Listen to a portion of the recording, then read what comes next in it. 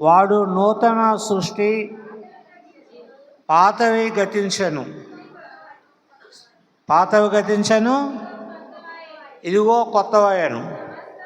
సమస్తము దేవుని వలన, దేవునికి స్తోత్రం. హల్లెలూయా. చాలా మంచి మాట అండి.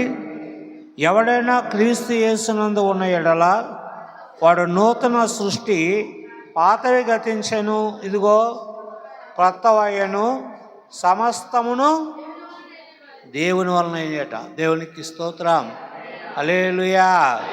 పాతవి గతించెను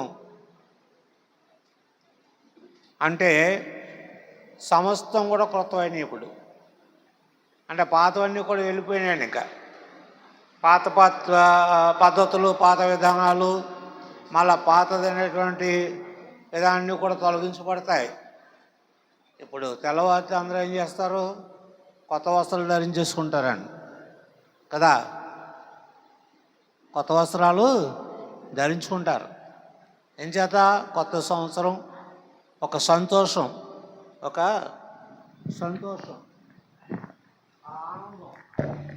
మరి ఆ నూతన వస్త్రాలు ధరించుకోవడంలో ఒక మంచి ఆనందం, సంతోషం కూడా మన జీవితాల్లో మనం అనుభవిస్తున్నట్టుగా ఒక అనుభూతి మనకు కలిగి ఉంటుంది. దేవునికి స్తోత్రం.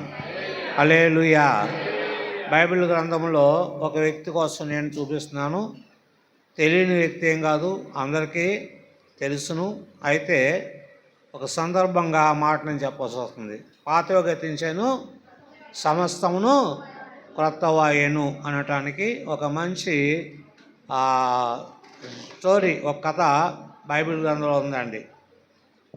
సమూయేలు గ్రంథము 9వ అధ్యాయము 10వ అధ్యాయంలోంచి కొన్ని మాటలు మరి నేను జ్ఞాపం చేస్తాను. మొదటి సమూయేలు గ్రంథము 9వ అధ్యాయము.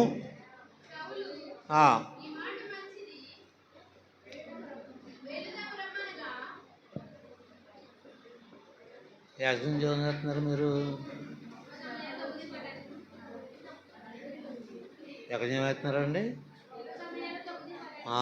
మొదటి సమూయేలు గ్రంథము 9వ అధ్యాయము మరి 15వ వచనం నుంచి జ్ఞాపం చేసుకుందాం. సౌలు అచ్చటికి రేపు వచ్చునని యెహోవా సమూయేలునకు తెలియజేశాను. ఎట్లనగా, నా జనుల మొర నా యొద్దకు వచ్చాను, నేను వారిని దృష్టించి ఉన్నాను. కాగా ఫిలిష్తీయుల చేతుల నుండి నా జనులను విడిపించుటకై, నా జనులను ఇశ్రాయేలు మీద వారిని అధికారిగా అభిషేకించుటకుగాను రేపు ఈ వేళకు నేను బెన్యామీను దేశంలో నుండి ఒక మనుష్యుని నీ వద్దకు రప్పించుదును. దేవునికి స్తోత్రం. మరి కూసు అనేటువంటి ఒక వ్యక్తి యొక్క కుమారుడు సౌలు గారు ఒక పని మీద ఆయన ఒక ప్రాంతానికి వెళ్ళారండి. అది చాలా ముఖ్యమైన పని. ఎంచేతంటే వారికి ఉన్నటువంటి పశువులు తప్పు పని, గాడిదలు తప్పుకోటి సాధారణంగా ఎవరు పట్టించుకుంటాం? ఎవరన్నా అండి? పట్టించుకోం. గాడిద పని పెద్ద ఏముంటుంది మనకి? ఏదో పాడి పశువులు అయితే కాస్త పాలుస్తాయి, ఇస్తే కనుక అవసరం. మరి ఇవి అవసరం లేదు గాడిదలు. కానీ గాడిదలని చాలా తక్కువగా చూస్తారు తప్ప కొన్ని ప్రదేశాల్లో అండి గాడిద పాలు ఎంతో బంగారంగా తీసుకుంటారు. అది చాలా మంచి ఆరోగ్యం, చాలా బలము, చాలా శక్తి, మంచి ఆరోగ్యం ఇచ్చేటటువంటి అన్నమాట. ఎంత విలువ లేనిగా చూస్తామో గాడిద, దాని పాలు చాలా మంది వాటి కోసం ఎదురు చూస్తారు. మంచిది, ఆ విషయం పక్కన పెడదాం. ఈ గాడిద పాలు తప్పిపోయి మరి చాలా దినాలు అయిపోయినట్టుగా ఉంది. గాడిదలు సాధారణంగా వాటికి అప్పచెప్పిన పనిని చేసి అవి మళ్ళా బయటికి వెళ్ళిపోయి తిరిగి తన యొక్క తన రైతు దగ్గరికి వచ్చేస్తాయి, తన యజమాని దగ్గరికి. యెషయా గ్రంథంలో ఒక మాట ఉంది, ఎద్దు తన కామందు ఎరుగును, గాడిద సొంతవాణి దొడ్డు తెలుసుకున్నట. గాడిద సొంతవాణి దొడ్డు తెలుసుకున్నాను. నేను ఒక గాడిదే, నా సొంతవాణి దొడ్డి అంటే యేసు యొక్క సన్నిధి. దేవునికి స్తోత్రం. నేను తెలుసుకున్నాను, యేసు యొక్క సన్నిధిని తెలుసుకున్నాను. సొంతవాణి దొడ్డి అంటే మనము సొత్తుగా ఏర్పాటు చేసుకున్నటువంటి ప్రభువుకి మనము సొత్తైన ప్రజలు. మనం సొంతవాడు, మన దేవుడు మనకి సొంతవాడు, మనం ఆయనకు సొంత బిడ్డలు మనం. కనుక మీరు విలువ పెట్టి కొనబడిన వారు అంటాడండి. యేసే తన విలువైన రక్తం చేత మనం కొన్నాడు. ఆయన ఆ రక్తానికి వెల కట్టలేం మనం. రక్తం అనగా ప్రాణం. ప్రాణానికి విలువ వెల ఎక్కడ చెల్లించగలం మనం? ఎవరినైనా సరే ₹1,00,000 ఇస్తుంది, ప్రాణం ఇస్తావా అని అడగండి, ఒప్పుకుంటారా? అసలు ప్రసక్తి లేదు. ప్రాణం విలువ ఎవరో కూడా దాన్ని కట్టలేరు. అయితే జరిగే పరిస్థితి ఏంటంటే గాడిదలు తప్పిపోయినాయి. వాటిని వెతుక్కుంటూ ఈ సౌలు కొంతమంది పనివారు కలిసి వెళ్తూ ఉన్నారు. అయితే ఒక ప్రాంతానికి వెళ్ళేసరికి ఇంక వాళ్ళకి చాలా దేశాలు తిరిగి వచ్చాం, చాలా దేశాలు తిరిగి వచ్చాం, చాలా ప్రదేశాలు తిరిగి వచ్చాం, ఇంకా ఈ గాడిదలు దొరకలేవు. మరి ఇంటి దగ్గర నా తండ్రి, మన యజమానులు ఆయన కంగారు పడతారు, మనం ఎక్కడికి వెళ్ళిపోయాం అనుకుని. కనుక ఇంక వెళ్దాం అని అనేసరికి ఒక పనివాడు అన్నాడు, అయ్యా ఇదిగో ఈ పట్టణంలో ఒక దైవజనుడు ఉన్నాడు, అతడు ఏ మాట చెప్పున ఆ మాట నెరవేరును.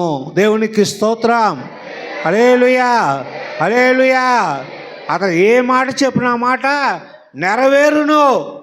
కనుక మన అతని వద్దకు వెళదాం అని చెప్పి ఆయన అడ్రస్ కనుక్కొని ఆ యొక్క సమూయేలు అనేటువంటి ప్రవక్త దగ్గరకు వాళ్ళు వెళ్ళారండి. ఈలోగా జరిగింది ఏంటంటే వారు వెళ్ళిన పని వాళ్ళకు తెలుసు, తర్వాత ఏ పని అనేది తెలియదు. అయితే వాళ్ళు ఎందుకు ఆ యొక్క సమూయేలు దగ్గరకు వచ్చారో వాళ్ళు చెప్పిన తర్వాత సమూయేలుకి తెలవచ్చు ఒకవేళ. కానీ దేవుడు ఏం మాట్లాడుతున్నాడంటే, నీ వద్దకు కొంతమంది మనుషులు వస్తున్నారు, వారు గాడిదలు పోయినాయి, ఆ గాడిదలు ఎక్కడున్నా నువ్వు చెప్పాలా అని చెప్పవలసింది పోయి ఒక మాట అంటున్నాడు. ఏమిటో తెలిసిన, రేపు చదివాం కదా, ఈ వేళకు నేను బెన్యామీను దేశంలో ఒక మనుషుని ఎద్దకు రప్పించదును. సౌలు సమూయేలునకు కనబడగా యెహోవా ఇతడే నేను నీతో చెప్పిన మనిషి, ఇదిగో ఇతడే నా జనులను ఏలునని అతనికి సెలవిచ్చాను. దేవునికి స్తోత్రం. హల్లెలూయా. అంటే ఇశ్రాయేలుకి రాజు లేడు. ఆ పక్కనే న్యాయాధిపతుల గ్రంథం ఉంటుంది, ఆఖరు అధ్యాయము, ఆఖరు వచ్చిన ఒకసారి చదవండి. ఆ పక్కన ఉంటుంది న్యాయాధిపతుల గ్రంథం, ఆఖరు అధ్యాయం. ఆ దినములలో ఇశ్రాయేలుకు రాజు లేడు. దేవునికి స్తోత్రం కలుగుగాక. ఆ దినాల్లో ఇశ్రాయేలుకు రాజు లేడండి. అయితే మాకు రాజు కావాలని ప్రార్థిస్తున్నారు, వాళ్ళు అడుగుతున్నారు. దేవుడు ఏర్పాటు చేయాలని దేవునికి ఒక ఉద్దేశం కలిగింది. నిజం, మనం ఏదైనా అడిగేటప్పుడు దేవుడు తప్పనిసరిగా ఆయన నెరవేరుస్తాడండి. కనుక ఆ మాట చెప్పిన వెంటనే సమూయేలుతో దేవుడు మాట్లాడిన తర్వాత, రేపు ఈ సమయానికి అతను వస్తాడు అని చెప్పాడు కదా. ఆ సమయానికి సౌలు అక్కడికి వెళ్ళిన తర్వాత, ఇదిగో నీతో నేను చెప్పిన మనిషి ఇతనే, నా జనులను ఏలు వాడై ఉన్నాడని ఆ సమూయేలుతోటి ఆ మాట చెప్పాడండి. అయితే సమూయేలు సౌలుతో నేనే దీర్ఘదర్శిని. ఉన్నత స్థలమునకు నాకు ముందు వెళ్ళుడి. నేడు మీరు నాతో కూడా భోజనం చేయవలను. రేపు నీ మనస్సులోనున్న అంతయు కూడా నీకు తెలియజేసి నిన్ను వెల్లడిసేదను. 3 దినముల క్రిందట తప్పిపోయిన నీ గాడిద బొమ్మలను గూర్చి విచారపడకును. అవి దొరుకునని ఇశ్రాయేళ్ల అభీష్టము ఎవరి యందున్నది? నీ యందును నీ తండ్రి ఇంటివారి యందును కదా అనెను. అందుకు సౌలు, నేను బెన్యామీనులను కానా? నా గోత్రము ఇశ్రాయేలు గోత్రములలో స్వల్పమైనది కాదా? నా ఇంటివారు బెన్యామీను గోత్రపు ఇంటివారందరిలో అల్పులు కారా? నాతో ఇలాగెందుకు నువ్వు పలుకుచున్నావు అంటున్నాడు. దేవునికి స్తోత్రం. హల్లెలూయా. నేనేదో నీకు పరిచయం ఉన్నట్లుగా, నేనేదో విధి ఉన్నట్లుగా నేను వస్తే నువ్వు నాతో ఎలా మాట్లాడుతున్నావేటి? నేను చాలా అల్పుడను. ఇశ్రాయేలులో ఉన్న గోత్రాల్లో నేను చాలా అల్పమైనటువంటి గోత్రంలో ఉన్నటువంటి వాడను అని ఈయన చెప్తున్నాడండి. కానీ ఒక మాట సమూయేలు అన్నాడు, అయ్యా మీరు వేటి కోసం అయితే వెతుకుతూ ఇక్కడికి వచ్చారో అవి మీకు దొరుకును అని చెప్పాడు. అంతే. దేవునికి స్తోత్రం. ఆ పనివాడు ఏమన్నాడు? ఆ దైవజనుడు ఏ మాట చెప్పున ఆ మాట నెరవేరునుగాక. దేవునికి స్తోత్రం. హల్లెలూయా, హల్లెలూయా, హల్లెలూయా.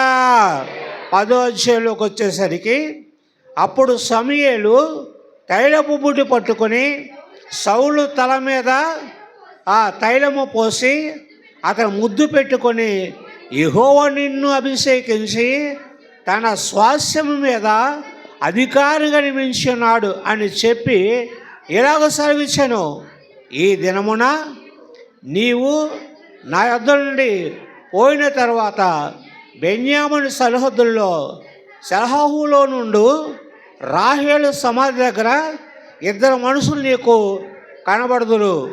వారు నీ వెదకబోయిన గాడిద బొమ్మలను దొరికినవి. నీ తండ్రి తన గాడిద బొమ్మల కొరకు చింతింపక నా కుమారుని కనుగొనుటకై నేనేమి చేతనని నీ కొరకు విచారపడుచునని చెప్పుదురు. తరువాత నీవు అక్కడ నుండి వెళ్ళి తాబోరు మైదానముకు రాగా అక్కడ బేతేలునకు దేవుని యొద్దకు పోవు 3 మనుషులు నీకు ఎదురుపడుదురు. ఒకడు 3 మేకపిల్లను, ఒకడు 3 రొట్టెలను, ఇంకొకడు ద్రాక్షావతిని మోయిచువతురు. వారు నిన్ను కుశల పశువులను అడిగి నీకు 2 రొట్టెలు ఇత్తురు. అవి వారి చేత నీవు తీసుకొనవలెను. ఇలాగు పోవచ్చు ఫిలిష్తీయుల దండు కాపురం వారుండు దేవుని కొండకు చేరుదువు. అచ్చట ఊరి దగ్గర నీవు రాగానే స్వరమండలము, తంబూర, సన్నాయి, సితార వాయించు. వెనుక ఉన్నతమైన స్థలము నుండి దిగువచ్చే ప్రవక్తల సమూహము నీకు కనబడును. వారు ప్రకటన చేయించు వచ్చుదురు. దేవునికి స్తోత్రం. హల్లెలూయా. ఎప్పుడైతే సమూయేలు తైలపు బుడ్డి తీసుకొని సౌలుని అభిషేకించాడండి, వచ్చిన విషయం వేరు, దేవుని ప్రణాళిక వేరు. ఈ రాత్రి ఎవరు దేవుని సన్నిధికి వచ్చారో వచ్చిన విషయం వేరు, కానీ మీ పట్ల దేవుని యొక్క ప్రణాళిక వేరు. ఎన్నాళ్ళ నుంచి ఏ విషయం కోసం ఒకవేళ మీరు ఆలోచిస్తూ ఏంటి నా పరిస్థితి ఆలోచిస్తున్నావా? తెల్లవారేసరికి దేవుడు నీతో ఒక చక్కటి మాట మాట్లాడబోతున్నాడు. దేవుడు చక్కటి వాగ్దానం చేయబోతున్నాడు. కొద్ది నిమిషాలైన వాగ్దానం నీ యొక్క చేతులనికైనా నీకు ఇస్తా ఉన్నాడు ఆయన. దేవునికి స్తోత్రం. హల్లెలూయా. వాగ్దానం చేసిన వాడు నమ్మదగినవాడు, నమ్మదగినవాడు. ఎవరైనా నమ్మకపోవచ్చు మనం అండి. మనతో వాగ్దానం చేస్తున్నవాడు నమ్మదగినవాడు. ఆయన ఎంత నమ్మదగినవాడు? ఎలపు వాక్యాలు అంటున్నాడు ఇర్మియా, యెహోవా నీవు నాలో ఒక భాగం, నీవెంతైనా నమ్మదగినవాడు. దేవుడు మన జీవితంలో ఒక భాగంగా ఉండాలండి. అప్పుడప్పుడు జ్ఞాపకం వచ్చినవాడు కాదు. ఎప్పుడూ కూడా దేవుడు మన జీవితంలో ఒక భాగం.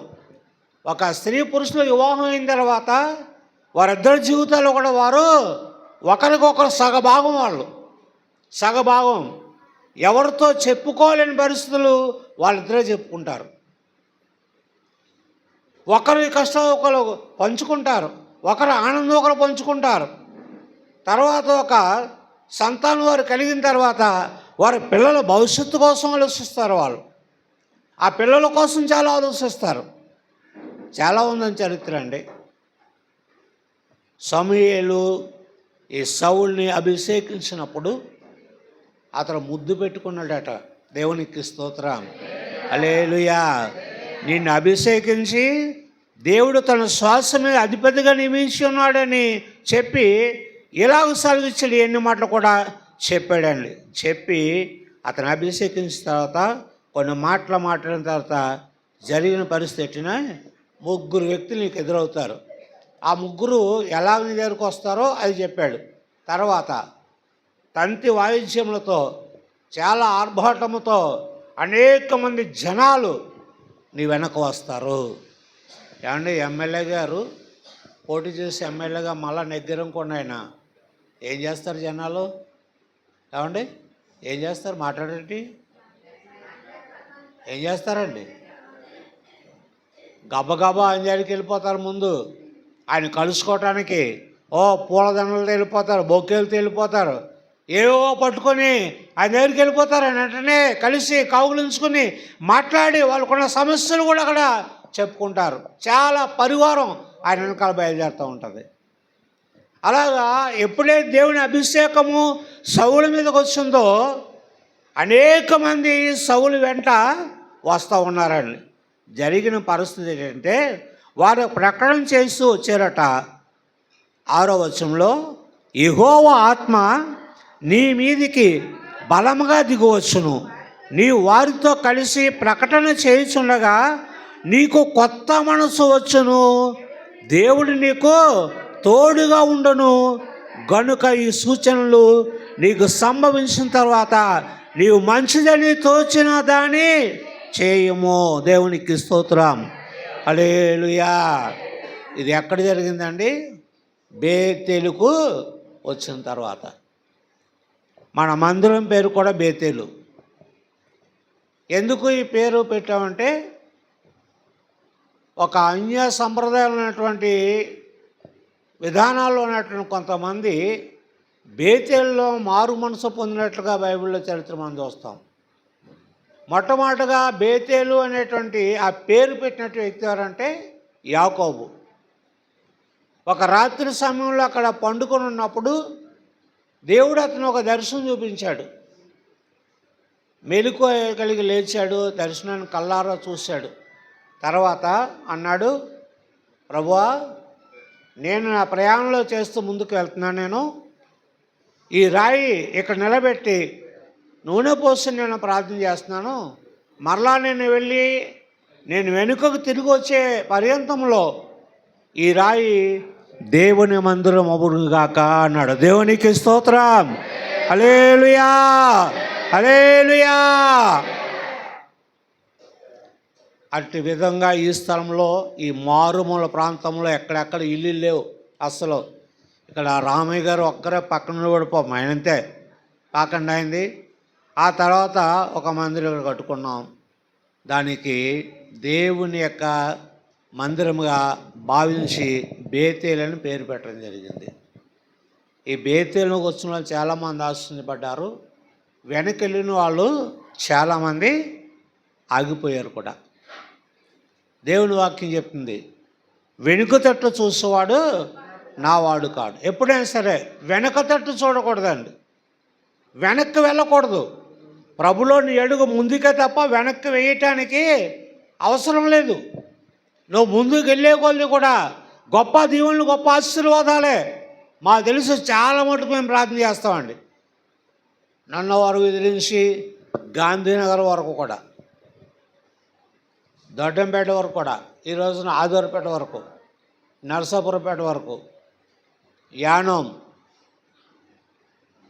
మేము ప్రార్థన చేసిన ప్రతి గొప్పగానే చెప్పట్లేదు, ప్రతి ఒక్కరిని దేవుడు గొప్పగానే ఆస్వాదించాడు. దేవునికి స్తోత్రం. హల్లెలూయా, హల్లెలూయా, హల్లెలూయా. గొప్పగానే ఆస్వాదించాడండి. ఈరోజు ఒక స్థితిగతులు పైకి వెళ్ళిన తర్వాత వాళ్ళు కన్నుమీనిగైన పరిస్థితుల్లో దేవుని మర్చిపోయారండి. అదే మాకు బాధేస్తుంది.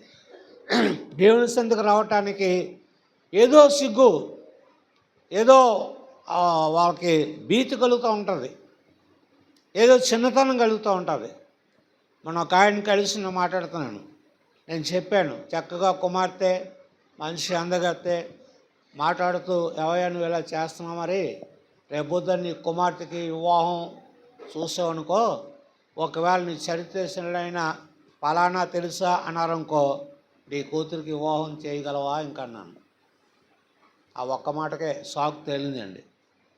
నేనేం మొహమాట పడలేదు, ఎందుకంటే తన మొహమాట పడకుండా గొడవలు చేస్తున్నాడు తెలుసు నాకు. అతను మొహమాట పడినప్పుడు నేను మొహమాట పడాలా చెప్పేసాను డైరెక్ట్గా. చాలా ఏడ్చాడు మాట చెప్పుకొని. ఎందుకంటే వెనక్కి తిరగడం ఎవరు బుద్ధి అట్టండి అది ఏమండి? కుక్క తన వాంతికి తిరుగునట్లుగా కడగబడిన పంది మనలో బురదలో దొరికినట్టు సామెతకు వారు సరిపోయిన వారు అన్నాడు పేతురు భక్తుడు. ఏనాడు కూడా వెనక్కి వెళ్ళకూడదండి. సౌలు ముందుకు అడిగేసాడు, వెనక్కి తిరగలేదు. దేవుని అభిషేకం పొందుకున్న తర్వాత ఒక మంచి మాట అక్కడ ఏడు చేసిన, నీకు కొత్త మనస్సు వచ్చును, దేవుడు నీకు తోడుగా ఉండును. దేవునికి స్తోత్రం. హల్లెలూయా. నీకు కొత్త మనసు వస్తుంది. ఆ కొత్త మనసుతో పాటు దేవుడు నీకు తోడుగా ఉంటాడు. ఏమండి, దేవుడు తోడుగా ఉంటే మనకి ఏమవసరంలా, ఆస్తిపాస్తులు మనకు అవసరం లేదండి. కోట్లు సంపాదించుకున్నా ఒక్క పైసా మనం పట్టుకెళ్ళాం కూడా, ఏది పట్టుకెళ్ళాం మన ఒంటి ముందున వస్త్రాలు కూడా మనం పట్టుకెళ్ళాం. ఇవ్వబడ్డాడు, దేవగంబరిగా వచ్చాను, దేవగంబరిగానే వెళ్ళిపోతున్నాను అంతే. ఏం పట్టుకెళ్ళాం? ఎంత సంపాదించు, వాళ్ళకంటే మేము ఎంత గొప్పలో ఉన్నామని చెప్పుకుంటున్నారు అనుకుంటున్నాం. ఒకవేళ చెప్పుకోనే, కానీ ఒక్క విషయం ఆలోచించు, వెనకది నీ జీవితంలో నీవు దేవుని రాజ్యాన్ని ఎప్పుడు కూడా చేరలేవు. దేవుని రాజ్యము లేనప్పుడు నరకమే తప్ప, పాతాళమే తప్ప ఆశీర్వాదం లేదు. ఆ రోజున తెలుస్తుంది ఎంత సంపాదించారు ఏంటి. నా బిడ్డలు మంచి ఉద్యోగాలు చేసి ఎంత సంపాదించారు, నా కుమార్తెలు మంచి ఉద్యోగాలు చేసి ఎంత సంపాదించారు. ఇందాక అమ్మాయి సాక్ష్యం చెప్పింది దేవి, నిజమని. మరి వాళ్ళు ఉన్న స్థితిలో ఆ అమ్మాయిని ఆ విధంగా చదివించడం కల్లో మాట చెప్పాలంటే అసలు ప్రసక్తి లేదు. కానీ ఆ కుటుంబంలో ఆ కుమార్తె మీద దేవుని యొక్క కనికరం ఉన్నది. దేవునికి స్తోత్రం. హల్లెలూయా. చాలా భేద పరిస్థితుల్లో అమ్మాయిని చదివించారు వాళ్ళు. దానికి తగినట్లుగా చేసిన ప్రార్థనకు బట్టి దేవుడు మంచి ఉద్యోగాన్ని ఇచ్చాడు. ఎంత గొప్ప కార్యం అండి. దేవుడు ఎవరిని కూడా విడిచిపెట్టేవాడు కాదు ఆయన, ఎవరిని అనాథులు విడిచిపెట్టేవాడు కాదు ఆయన. కానీ మనలో ఏముండాలా? క్రొత్త మనస్సు ఉండాలా, నూతన మనసు ఉండాలా, నూతన బుద్ధి ఉండాలా, నూతన జ్ఞానం ఉండాలా, నూతన అనుభవాలు మనం నేర్చుకోవాలండి. ఆ నూతన మనస్సు, మరి మనం నూతన సంవత్సరంలో ప్రవేశించాం. నూతన సంవత్సరంలో ప్రవేశించి అప్పుడే మనం ఎంత సమయం అయిపోయింది అనుకున్నారు ఏమండి? మనకు తెలియకుండానే చాలా సమయం అయిపోయింది. అప్పుడే దేవునికి స్తోత్రం కలుగాక. అర్ధగంట పైన అయిపోతుంది అప్పుడు మనం ప్రవేశం. చూసారా, సమయం నేతగాని చేతిలో ధోని వలె వెళ్ళిపోతుంది అటండి. కనుక అంత వేగంగా వెళ్ళిపోయే దినాల్లో మనం ఉన్నాం. కనుక దేవుడు మనకిచ్చిన కొత్త మనసు, నూతన మనసు కడిగి ఈ నూతన సంవత్సరంలో నూతన అనుభవాలు పొందుకోవటానికి మనం దేవుడు మనతో ఉన్నాడు అనే విశ్వాసంతో ముందు కొనసాగితే ఏ కార్యాలైతే సాధించబోయావో ఈ వచ్చిన సంవత్సరంలో, దేవుడిచ్చిన సంవత్సరంలో నూతన కార్యాలు మన పట్ల జరిగించగలడన్న దేవుని స్తోత్రం చెప్పండి. హల్లెలూయా, హల్లెలూయా. ఈ సంవత్సరం క్యాలెండర్లో మొట్టమొదటి చేసిన మొదటి కీర్తన గ్రంథము 6వ వచనం చదవండి. 6వ వచనం చాలా మంచి మాట, చాలా మంచి మాట. కీర్తనలో మొదటి ఎలా అండి? నీతిమంతుల మార్గము యెహోవాకు తెలియను, దుష్టుల మార్గము నాశనమునకు వెళ్ళును. మన నీతిగా ఉంటామా, యథార్థంగా ఉంటామా, సత్యాన్ని అనుగ్రహించి సత్యవంతుడైన యేసుక్రీస్తు మన యొక్క జీవితం ఒడమడుగు చేసుకున్నామా? ఆ మార్గం యెహోవాకు తెలుసు. నువ్వు ఏ మార్గంలో వెళ్ళిపోతున్నా ఆ మార్గంలో ఆయన ఉంటాడు, తోడుగా నిన్ను కాపాడుతాడు. నీ పాదముకు రాయి తగులుకొని నిన్ను నా చేతుల మీద ఎత్తి పట్టుకుందును అంటున్నాడు ఆయన. ఇంతకంటే గొప్ప వాగ్దానం ఏంటండి? ఇంతకంటే గొప్ప వాగ్దానం ఏంటి? కనుక ఈ నూతన సంవత్సరం దేవుడు మనకిచ్చాడు. నూతన మనస్సు మనం కలిగి ఉండాలి. ఆ మనసు మనం తెచ్చుకోవాలి. ఇందాక అక్కయ్య గారు సాక్ష్యం చెప్తున్నారు, అంటున్నారు, ఇలాగ అన్న అడుగుతున్నారు, తమ్ముడు గారు నువ్వు ఎన్ని సంవత్సరాల నుంచి నువ్వు ప్రార్థన చేస్తున్నావు, భక్తిగా గుడికి వెళ్ళిపోతున్నావు, ఏది ఎక్కడ మారాడు మీ ఆయన, నీ కొడుకు ఎక్కడ మారాడు అని అడుగుతున్నారట. ఒక ప్రశ్న తిరిగి వేయాలి, ఏంటి? మా భక్తి అలా ఉంచు, మీ భక్తి ఏమైంది? మీ భక్తి ఏమైంది అక్కడ? సరే అండి, అది భక్తే కాదు. అది ఒకవేళ భక్తి అయితే ఆ భక్తులు మారుదురు, వాళ్ళు నిజమైన భక్తి కాదు. నిజమైన భక్తి, యథార్థమైన భక్తి, సత్యమైనది, స్వచ్ఛమైనది దేవుని యొక్క భక్తి. కనుక ఆ భక్తులు యెహోవా ఆశీర్వాదాలకి కారకులు అవుతారు. కనుక మనం నూతన మనస్సు పొంది సౌలు వలె మంచి అభిషేకం కలిగి ప్రభు యొక్క సముఖంలో ముందు కొనసాగటానికి ఈ సంవత్సరంలో నూతన అనుభవాలు మనం కలిగి ఉందాం. పాతది వదిలేయండి. పాత ఇంకా ఏవో ఉండొచ్చు, ఒకవేళ ఇవి ఉండొచ్చు, లేకపోతే ఇవి ఉండొచ్చు, లేకపోతే కొట్టి ఉండొచ్చు, తిట్టి ఉండొచ్చు, కావండి అబద్ధాలు సరిపెట్టేసే పరిస్థితులు ఉండొచ్చు. పోయినాయి అవన్నీ కూడా 12 గంటల ముందే పోయినాయి. అవి ఇంకా లేవు, అవి తెచ్చుకోకూడదు మనం. అవి తెచ్చుకుంటే ఎవరు ఏమట? కడగబడినా మాట్లాడట్లేదు. మిమ్మల్ని ఏమైనా అంటున్నారు మీకు కొంప తీసి? మనం కడగబడ్డామండి స్వచ్ఛంగా. మనం ఎలా పందులు అవుతాం? కడగబడినటువంటి పందుల వలె. అంటే ఏం చేద్దాం తెలిసిన? ఒక ఆయన పంది శుభ్రం కడిగి మేకప్ చేసినట్టు చక్కగా చాలా ముద్దుగా ఉంటుంది పంది పిల్ల. తీరా కూడా తీసుకెళ్ళి అది చక్కగా దొల్లేసి ఆనందించేస్తుంది అటు ఈ నీళ్ళు వేసరికి. ఇంకా దాన్ని చూసి అహీర్చుకుని ఆ కారు సుపోయేటట్లయితే ఇంకా మళ్ళీ దాన్ని పట్టించుకోలేదు. ఏం చేత? శుభ్రం చేసి బంగారు ఆభరణాలు పెట్టి మంచి వస్త్రాలు వేసి గిల్లు గిల్లు మోగేటటువంటి మువ్వలు కట్టి ఆయన చేస్తే ఆ అమ్మగారు ఏం చేస్తుంది? బురదలో వెళ్ళేస్తుందండి. అమ్మో ఎంత ఘోరమా అనుకున్నాడు. ఇంకో మాట ఉందండి, కొంతమంది ఆడవాళ్ళకి వచ్చిన 50 సంవత్సరంలో వారట పంది ముక్కున బంగారు కమ్మిలా ఉంటారట. ఎలాగా? అర్థమైందన్నమాట. పంది అండి సాధారణంగా పూర్వకాలం తెలుసు. మా అమ్మగారు ఉండేవాళ్ళు ఇలా ఉండి దాన్ని ఏదో కానీ నువ్వు ఆడతా ఉండి అని నత్తు ఏమండి. అది మనిషికి ఉంటే పర్వాలేదు, కానీ పంది ముక్కు పెడితే ఎలా ఉంటుంది అది? దానికి బంగారు విలువ తెలియదు. కొంతమందికి ఆ సంసార విలువ తెలియదు, భర్త విలువ తెలియదు, అత్తగారి విలువ తెలియదు, ఎవరి విలువ తెలదు. బురదలో పడినటువంటి అలాగే మాట్లాడతారు మాటలు, అలాగే ప్రవర్తించేస్తుంటారు కొంతమంది. అందుకే దేవుడు ఉట్టినదన్నమాట. పంది ముక్కున్నటువంటి బంగారు కమ్మ వంటిది. విలువ ఉండదు కదా. ఏంటిదేమంటున్నాడు? కక్కేసినటువంటి వాంతిని తినేది కుక్కే. ఎంత అసహ్యం! ఆ రెండు పోలినటువంటి వారట వెనక్కి వెళ్ళిన వాళ్ళు. అవి వెళ్ళకూడదు మనం. ఇప్పుడు మనం ఊహించుకోండి, ఎంత దరిద్రంగా చెప్తున్నారు పాస్టర్ గారు అనుకుంటావా? మనసు మార్చుకో. తెల్లవారితే బాప్తిసం పొంది మారు మనసు తెచ్చుకుని నూతన మనసుతోటి యేసుక్రీస్తుని అంగీకరించు. దేవుడు నీ జీవితం అక్కడ అంటున్నాడు కదా, నీకు కొత్త మనసు వచ్చును, దేవుడు నీతో కూడా ఉండును గాక. దేవునికి స్తోత్రం. యేసయ్య నీతో ఉంటే అసలు ఏ కొరత లేదు. ఇప్పటికే యేసు నీతో ఉన్నాడు కనుక కొరత లేకుండా బ్రతుకు ముందుకు కొనసాగుతుంది. ఒకవేళ మళ్ళీ పాతదైన విధానంలో ఆలోచన చేస్తే కొత్త దాంట్లో కూడా మనం కల్మషం అయిపోతాం. కనుక అది విడిచిపెట్టి దేవునితో నూతన మూలం మనం ముందు కొనసాగుతాం. ఆ జ్ఞాన కలమం దేవుడు చూసేస్తున్నట్టు కోరుకుండట. ఇప్పుడైతే అంతటా అందరూ కూడా మారు మనసు పొందాలని దేవుడు మనుషులుగా జంపిస్తున్నాడు, ఆ కుక్కలకే పందులకి కాదు.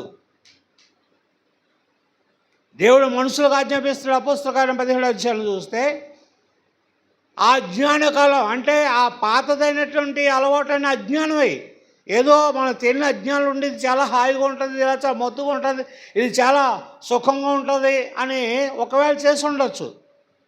కానీ ఇప్పుడు చెప్తున్నాడు దేవుడు, పాత గతించుకునేలో ఆయన్ని తీసేసాను, అవును పట్టుకెళ్ళి పెంటమే పడేసుకో. ఏమండి, ఇంట్లో చాలా చెత్త వస్తుంది. ఇంట్లో చెత్త ఇదిలో వాడేస్తే వాడు పట్టుకెళ్తాడో ఆ పక్క వాళ్ళు, లేకపోతే మన ఇంట్లో పెట్టుకెళ్తాడా? మాట్లాడండి, బయట పడేయాలి కదా.